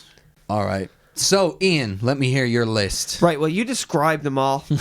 So I'll just jump in. Yeah. I'll do this, rattle them off really quickly. I think we're pretty similar anyway. It's not as different as a Sean Connery. Very similar. Yeah. Very similar. So, number 1, Live and Let Die. Mm-hmm. He runs across crocodiles. Come on. Yeah. Man's got a hook. How could you not? Man's got a hook for a hand. A guy explodes like a balloon. Moonraker is my number 2. Yeah. Makes no sense. I don't care. Jaws gets a girlfriend. Come on. She probably goes down that pole like Batman and Robin. Oh, yeah, definitely. I mean, his erect penis. His erect The Spy Who Loved Me is my number 3. Yeah. The theme tune I was against for a while because I'm an idiot. I love that theme tune so much. I'm glad that you come around. And Triple X, man, she is a hot piece of agent, Russian agent. It's I love her. Yeah, it's a pity that, you know, she didn't come back because she was meant to be in A View to a Kill. If we were going to rank Bond girls just by attractiveness, actually, she has a great personality as well. Yeah. She actually has some depth. And she is so hot. Yeah. You know, the other ones are just like legs and tits. Mm-hmm. You know, like, oh, look, there she is. They can be, Yeah, they have no backstory. Yeah. That's not me. That's just, I mean, I am an idiot, but that's not me saying that. Like, it actually really is. It's the movie. So it's like, oh, look, she's just a sexual partner for Bond. Anyway, A View to a Kill is number 4. Mm-hmm. He drives a car that's cut in half. Grace Jones, I want to fuck her, but she'd probably fuck me. I love it. The Man with the Golden Gun is number 5. Yeah. I kind of don't like that movie in a way. I don't know, but he drives a car that has wings. There's that cool, there's the cool opening scene. There is with it where they have no parachutes and shit. Oh wait, no, is that not the man with, forget what I'm saying. Yeah, the Man with the Golden Gun. Christopher Lee. Hey. Yeah. Almost good. He should be better. It should be better. It should be higher up on the list. I blame the producers and the director, not Christopher Lee himself. No. Number 6 is Octopussy. Yeah. Hey, it's okay. It's fine. It's okay. Yeah. But it's kind of not fine at the same time. And then number 7 is For Your Eyes Only. It's actually for no one's eyes only. Worst Bond movie of them all, I would say. Maybe. You only live twice, though. I have a vendetta really against that bad. as well. Yeah. It'll be tough putting which one at the bottom. Although maybe the next few might be really bad. Yeah, we'll see. Well, yeah, because Timothy Dalton, for me, that's unexplored territory. I actually don't think I have a memory. This is my only memory. You know what I mean? I'm like, oh, that guy with the yo-yo man with the blade, or Jaws. Mm-hmm. They're my little connections as a child to certain movies. Yeah. Timothy Dalton. The only connection I have, the only memory, is me coming in and going to my dad. Maybe I was 8 years old or something like that. Going, hey, what's that on the TV? And he's like, it's James Bond. I go, No, it's not. Yeah, that's not James Bond. That's not Roger Moore. I wouldn't have known his name, but I know what he looks like. That's not Sean Connery. And he's like, no, there was another guy who played it, and it definitely wasn't George Lazenby. I know, because I remember my dad going, Timothy Dalton. Yeah. He played him. I think it was a train scene. Is there a train scene in one of them? I'm not very familiar with the Dalton movies. Anyway, that's my only memory of those movies, so I'm looking forward to those. You're about to make some new ones. So, the coronavirus, just to get into the news, we're going to skip trailers today because we go for so long. Yeah. We're probably going to do a more news-heavy, trailer-heavy episode next week to... Depending on how bad the Timothy Dalton movies are. Depending on how much we want to talk about them. Yeah, it might be like moving right along. Yeah, but we are going to... The James Bond has been pushed back due to the coronavirus to November 25th from April 10th, which really pissed us off. Hey, coronavirus, fuck you. Yeah, we've been working hard in this segment where we watch all the Bond movies. This is our first proper thing where we're like, you know, we're actually going to dedicate our time and do something special for the podcast. We're committed to doing this, and we've been pushing ourselves to do it, torturing ourselves, watching 2 hour... Certain movies. Pushing our way through 2 hour movies. Hey, MGM, make a movie that's not 2 hours and 10 minutes long. Just because the one before was that long doesn't mean that one after has to be that long. Octopussy is 2 hours and 10 minutes long. And you feel all of that. Yeah, you know that because you're checking every 10 minutes to see how long is left. I've been watching this for 3 days, it feels like. Anyway, so yeah, that's kind of sucks. I'm not over it. I have PTSD, man. It's going to cost them $50 million with delays, but the marketing has already... They've spent around 30 to 50 million on marketing alone. Yeah, already. But they would have lost a projected 30% of their overall profits predicted if they released it now. And it's estimated that this will make around 1 billion, which would mean they would lose around 300 million. So, hey, if you lose 30 to 50 million, and I don't even think that's completely a loss, because the marketing is still going to make an impact that they've already done. Yeah, Definitely totally. It wouldn't make as much of an impact, because then you're like, hey, wait 7 months. And this is going to build excitement for sure. I think it's going to make more money. Me too. Because not just because China's hopefully going to be sorted and all like that, and Italy and all like that is going to be back on track, and the coronavirus is either going to be cured or at least handled.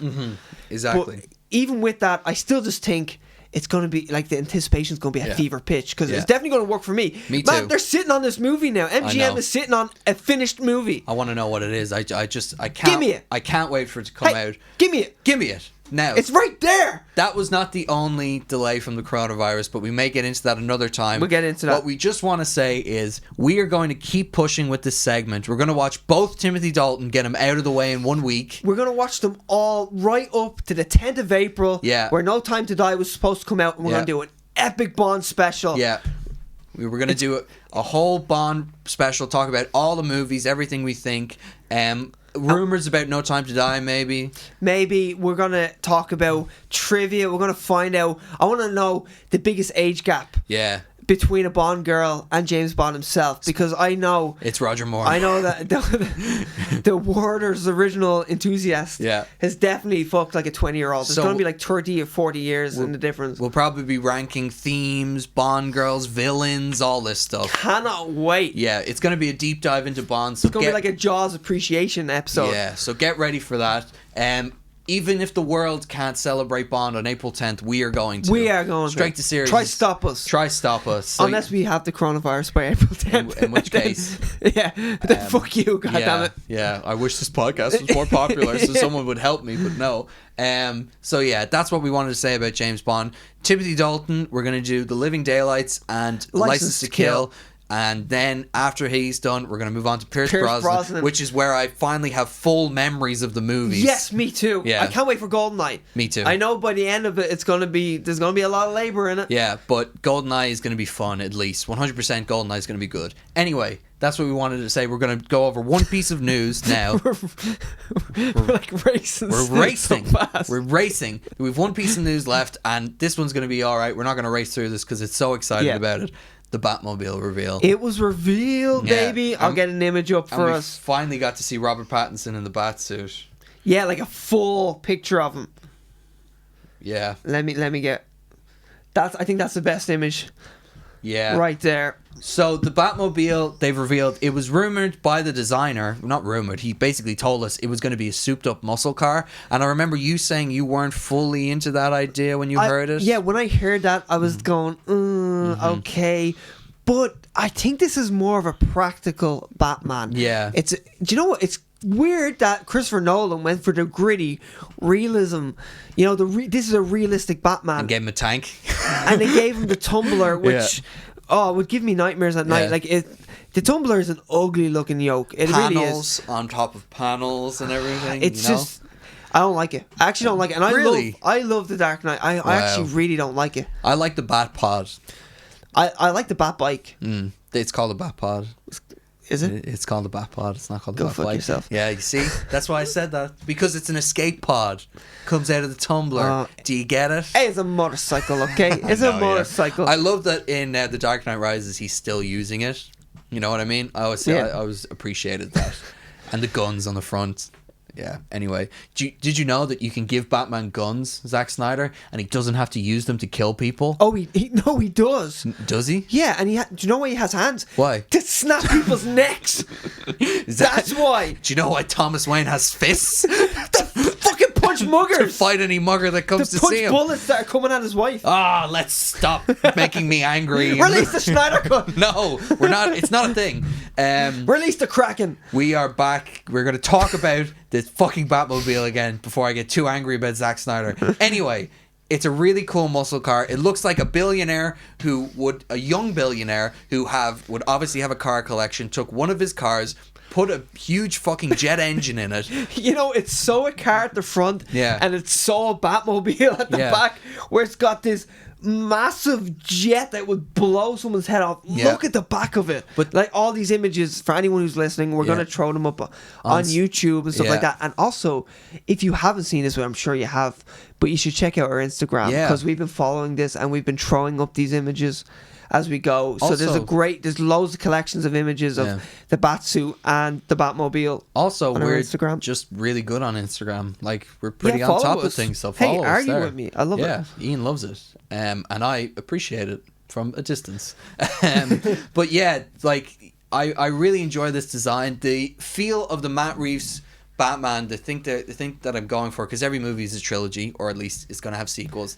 The intent to make a trilogy, at least. The idea that we are building on these things is very exciting. This is the first movie. It's the first movie. This is his first Batmobile. You know what? It's hard to have a cool head. I think Batman, people are very possessive when it comes to Batman, and I understand that. And you're the same, because I'm very possessive. You're an avid comic book reader. Yes. So you know you've got this version of Batman in your head. Batman's number one in my mind as well, is in terms like he's up there as superheroes go. As superheroes go, it's Nightwing above, but he's obviously a Batman character. And that's an interesting, choice, because I'm sure a lot of people don't view Nightwing as their favorite superhero. I'm not saying it's a bad choice. It's an interesting choice. Yeah, he doesn't get the... I feel I can just see you're getting defensive already. You're like, what are you trying to say about my Nightwing? No, I know exactly what you mean. Like, he doesn't get the respect he actually deserves as a comic book character. Like, Nightwing has been around since the Golden Age. Like, Dick Grayson as a character has been around since the Golden Age. He was there when, like, the Justice League was formed and everything. Like, he's been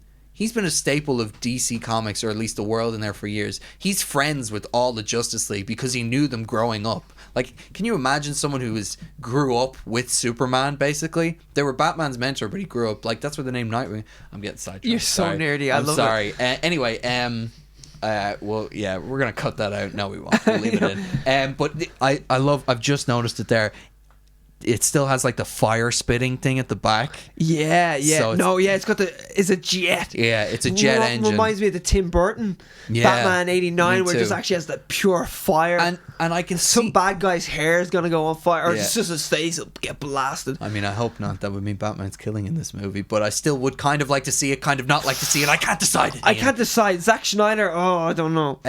But I can see this. It can be done better. Yeah, it could be done better. It could. I can see this Batmobile though. Like, this is a starting point. I can see it maybe getting longer, more armor plated, sleeker, more gadgets on the side. Like, I imagine when Batman's driving this car, the only gadgets he has in it are the ones in his utility belt. Like, this car isn't shooting anything at anyone. Now, at the same time, I would say it's a very car-looking Batmobile. It's a pursuit vehicle. But hey, like the 60s Batmobile is fantastic. It is fantastic. And it's cemented in pop culture history. And I think this is it's a similar kind of vibe where it's a car. Yeah. And it's less stylish, but because it doesn't pop. It's not drawing too much attention to itself either, because it's supposed to be stealthy and he's supposed to be Batman. It's still very cool though. But what I would say is this kind of realistic version of it suits the Batman suit. Like when you actually see him standing next to it, it actually complements the suit a little bit more. Now, sadly,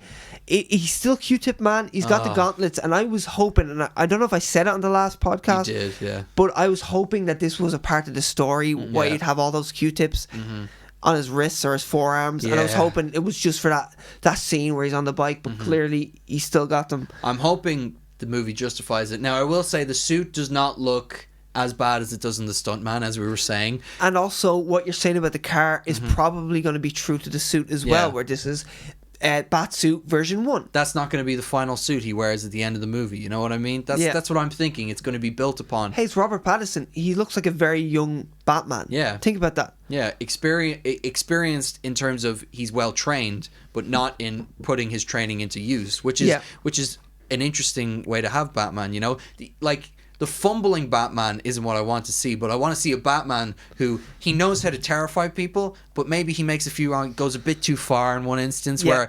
he's torturing a guy to get information, breaks his arm, and the guy passes out, and it's kind of like, what you mean, I went like he took it a step too far. Too far. Yeah, he was almost needlessly aggressive, that kind of thing. But see, this is the thing: is we're not getting the Christian Bale and Batman Begins at the start of it, where he's in like I guess he's in a balaclava. Yeah. He doesn't even have a Batmobile for most of it. Yeah. Like, this is a Batman he is a Batman. He's already got that moniker. He's got a Batmobile. Yeah. So we're not right at the first stages. Now, maybe there's flashbacks to that. I don't know. Maybe. But it doesn't look like we're getting, like, the Batman who's literally first day on the job. Yeah. You know what I mean? I wouldn't mind a year 1 Batman nod where he goes in dressed as a thug. You got a hard on for the year 1 Batman. You're always like trying to push it on me, and I need to read it. I really do. There's a movie. You can watch the movie. I've watched the animated movie. It's really enjoyable. When he's like, he has the knife scar and he goes in disguised and he ends up getting stabbed and everything, and he's like, oh, this was not what I thought it would be, and he just doesn't know what to do. Like, that's the type of thing I would like to see in this movie. But yeah, I think they complement each other really well. Again, it's cool, very cool to see it at this stage, and that it could be built upon. Robert Pattinson looks great, and like I said, the cape must have been CGI. It's there. Yeah, it's there, which makes the suit look a lot better. I must say, he's got a good size to him as well. He does. Now, it's funny how I said this to you. Zack Snyder had that first image of he had Ben Affleck as Batman next to the Batmobile, and you have no questions, and you're like, oh, that's how everything looks. And it was even in black and white. But man, that guy, as we always say, style over substance. And like, he knows how to take a picture. He knows how to shoot a movie. He just maybe doesn't know how to write a movie and display emotions and, you know, emotional weight and give just a comprehensible story sometimes. But with these, I don't know, Matt Reeves, he's been a bit shady. He's not giving me a full answer to anything. He doesn't... We got footage of the Batman suit, and I still have so many questions. I'm like, I can't see the horns. I didn't see the gauntlets. Now we see the horns at least, but like... Yeah, and the gauntlets aren't as big. I still need the angles, that's what I'm saying. Still need I want a full rotation of the goddamn car. I want to see him on a gargoyle at some stage. Oh yeah, that'd be nice. He also has a hip holster, and we're thinking that's for his grapple gun and everything. No, that's for his gun. That's for his gun. Don't say that. Don't say that. He's not using a gun. His gun is on his chest. That's it. That's where the gun is allowed to go. That's the only gun. Also, I hadn't noticed it before, but now that this is up, you see this hood ornament thing? Do you think something might pop out of it at some stage? Oh, I don't know. It could be a super vent. Yeah. But then again, I would imagine that a huge bazooka comes out of that and he blows the shit out of some villains, and there's just body parts just rain from the sky. You know, the Batman that we want. The Batman that we all want. Let's move to Hunk and Skunk. No, I really like this Batmobile. I don't think he's going to murder people. No, I don't think so. He might kill someone, but you know what? I feel like the more interesting choice for Batman is to have him have this moral code. I feel like it makes him more interesting. Yeah. You know what I mean? And also, I'd like to see him struggle with the code as well and fight his own anger and his own rage. Yeah. Where he wants to kill a guy, maybe comes a little too close to killing a guy. Totally. Stops, or Alfred's in his ear going, "What the fuck? Stop! Yeah. Stop, Master Bruce! You're about to kill him." And then he, you know, there's a tear in his eye, and he's like, "Oh my God, I'm just as bad as the villains." Yeah. And he has to kind of fight, have an internal struggle like that. I'd be into that. At the same point, though, Zack Snyder could come along and blow the shit out of everyone and snapping necks and breaking kneecaps. There's a great moment in the Hush comic where I've actually read that one. You have when Tommy Elliott is killed in the theater and he's outside with the Joker and he's just beating on him, and he's like, when he paralyzed Barbara, and you hear someone shouting, "Freeze, get off him," and he's pounding on the Joker, and he's like, this is for Jason, and he's like, for Tommy, and then you see like bullets whizzing by, and then it's a shot takes out one of his ears, and he's like, the next one I will put you down on, you gotta get off him, where he's just in this blind rage moment. There's a similar moment in The Dark Knight Returns, isn't there? In The Dark Knight Returns, he's at some amusement park and he nearly kills Joker. He snaps Joker's neck, but in a way he like paralyzes him. And the Joker's completely paralyzed, and he's lying there, and he's like, "Oh, you're in trouble now." and then he breaks his own neck because he's just a fucking psychopath. He's a boss. Yeah, there is another moment like that as well where it's it's almost taking the step too far. Like, I think they do it well in Batman Begins. He goes to the courthouse with the gun and he's ready to kill Joe. Exactly. He's ready to kill That's Joe. That's a sort of internal rage that I kind of want to see in this Batman as when he's Batman, because he's a kid kind of in that scene, you know? And he's standing there ready to kill him, and you're kind of like, he doesn't really want to do it, but he's dead set on doing it. And his vengeance is snatched away in front of him, and it's a cool way of doing it. Like, Rachel really puts him down. Yeah. No, she puts him down, but someone kills him first. Oh shit, they do. Yeah, and afterwards, when she gives him that smack from hell. When he shows her, he's like, "I brought this to the courthouse," and she just. But he's kind of like, "Yeah, I brought this. I was going to kill him," and she just smacks the silliness out of him. Yeah. She's like, "What are you doing, you stupid teenager?" Yeah, I know. Oh, doesn't she give him that drive then? Yeah. Teaches him a lesson or two. She's like, "Look at this shit." Yeah, I know. Does she throw him out and go? He resides at this bar. The guy who killed him. If you want to take your revenge. Not the guy who killed him, but the guy who kind of paid to get him killed. Falcone was in there, and he's like, if you want to deal with the crime in Gotham, go in there. You know what I mean? So, but she really just spanks him. You know, it's a great moment. Batman Begins is a great movie. It doesn't get as much credit as it should, I think. It's so good. You should look at the box office numbers. It was so modest. Yeah, I know. It was so modest, and the next movie makes $1 billion. Yeah. The next movie after that makes $1 billion. But yeah, anyway, I can't wait for the Batman to get more information. See Zoe Kravitz. Maybe get a few villain shots. Oh my god, to see Zoe Kravitz. Yeah, as Catwoman. She was talking about her workout regime in it. Apparently it's very intense. I'm so into her casting. I couldn't believe when some people were like, "No, shouldn't be her." Just look at her. Yeah. She's got that feline quality. Yeah. She's at a nice age as well. Like, it really suits Robert Pattinson. Yeah. She's both alluring and kind of dangerous at the same time. Yeah, like, I feel like she could throw down. Mm-hmm. Anyway, we're going to move on. We should finish up with Hunk and Skunk. We want to give Hunk this week to a man we have long shit on, shall we say, in this podcast. Has a great connection to what we were just talking about. Has a really good connection to what we were just talking about. Looks like he's on the comeback trail. It is. Not Vin Diesel. Not Ben Vin Diesel. Affleck. It'll never be Vin Diesel. It will never be Vin Diesel. Ben Affleck, we want to give Hunk because we saw him on Jimmy Kimmel, and he's promoting The Way Back at the moment. Yeah. His basketball drama about a man who suffered from, I think, alcoholism. Very similar to his own life. Went through a real rough patch, and now he's on his comeback trail pretty much. We don't really have time to get into everything, but we would check out. It's a redemption story. It's a redemption story, and it's apparently a typical sports movie, but it's executed brilliantly, which is. But the real great thing is just watching Ben Affleck being in a good place promoting this movie. It was nice to see him like so happy and everything. Yeah, he's so charismatic. He's back to his joking self. Yeah, he looks great. By the way, he looks like really he lost good. a lot of weight. Yeah, the handsomeness had never really left, but no. It's back in full. He's joyful now. Yeah. And it's very good to see. You should check out the interview on Jimmy Kimmel. It's way too sentimental for Jimmy Kimmel's whole goofy, hey, trying to make jokes. Yeah. But actually, there's some beautiful moments in that interview. There is. For a talk show. And look, we rag on him for his tattoo and everything and for the Batman stuff, but really, we're happy to see that he's in a good place, Just like his back tattoo, he rises like the phoenix. Yes, exactly. Hopefully he can get that lasered now. Anyway. Oh my god, that's going to be painful. Oh man, I can imagine.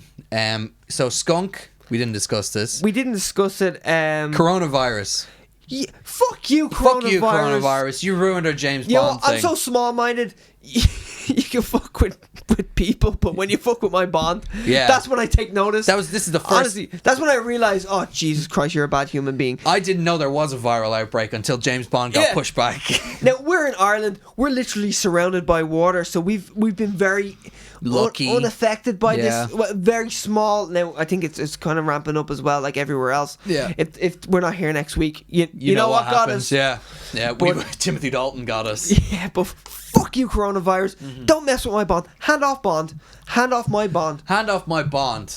And we'll be back next week. Yeah, hopefully. Hopefully, if we're not dead. James Bond does have a license to kill, so he might. Coronavirus does too, sadly. That's true. Yeah, we'll be back next week. Thanks for listening. Thank you, guys. We will see you next week. Yes, and stay safe.